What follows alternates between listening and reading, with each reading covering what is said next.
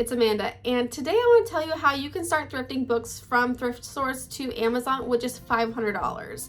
That is how much I started out with, and so I've grown $500 to doing $15,000 in sales per month. When I first started, I didn't want to buy all the crazy softwares because I only had so little money. $500 at that time was a lot for us, so we just could not spend more money into my business. It was just $500, and if I made it, great, which I obviously did, but if not, like, that was it. We could not put more of our personal money into it because we still had bills to pay, so that's all I had. So you can even start even smaller. You can even start with $200 or $250, but I just want to talk about the $500 mark because I think that is a good number to start off with. Gives you a lot of opportunity for an inventory, and that's what I did. So the first thing you need to have is obviously an Amazon account. I don't count that within my monthly subscription or my monthly expenses because I don't pay that with a credit card. That just gets taken out of my payments. That gets taken out on the back end. I don't have to pay for it up front. So I'm not adding that into my expenses as my first startup costs. The most important thing you must have is Keepa. It's $20 a month. It tells you the historical history of this product. It tells you when it sells, how often it sells, and it tells you the price and who's on it and everything like that. It tells you everything. So that is a must-have.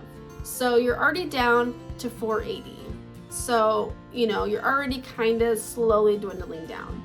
So the next item that is a must-have is scouting software, which is Scoutly. I prefer Scoutly over Scout IQ. Scoutly will help you scan more and quickly, and it helps you save on time and everything like that.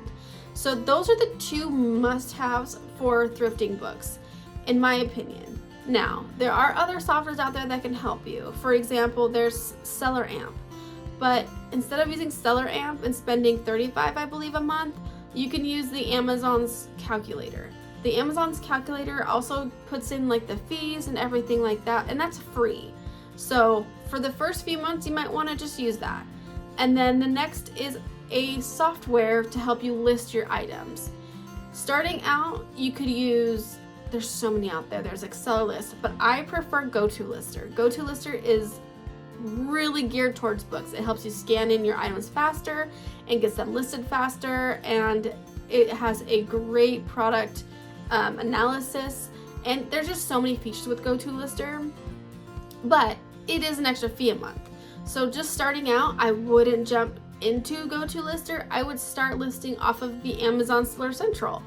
It is a lot more painful, it is a lot more slower, but it's free and you're able to do it. So you're not just spending all this money into these softwares when you haven't even made the money yet. Also, I suggest starting out doing your books FBM. You will get your money back faster and you will get a turnover faster, and you can, then start to invest in other things. Same with a repricer. I wouldn't add in a repricer until about book 150, 200 maybe, but I would manually reprice because that is free. Manually repricing is free. So once you get started, you have your Amazon account and Scoutly and Keepa. Those are the three things you must have. So you are looking at about $445 left for product, for inventory, which is amazing. Like, you can take your phone, go to the thrift store and start scanning and have $400 worth of inventory. Get either that sent into FBA or do FBM.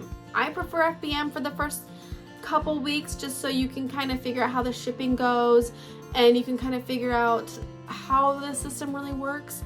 And if your items sell FBM, then you'll have to ship that out, and then you'll get your money back. However, you also want to take into account maybe supplies. So if you're selling books, I would get a thing of bubble wrap mailers. That's about $20.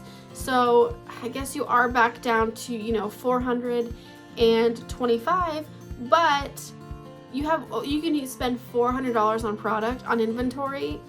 That's amazing. That's a huge start. So I just want to share that it is possible to start this business with $500.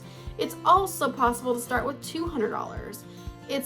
You just have to leverage your time, and you just have to do things a little bit slowly, but it's free.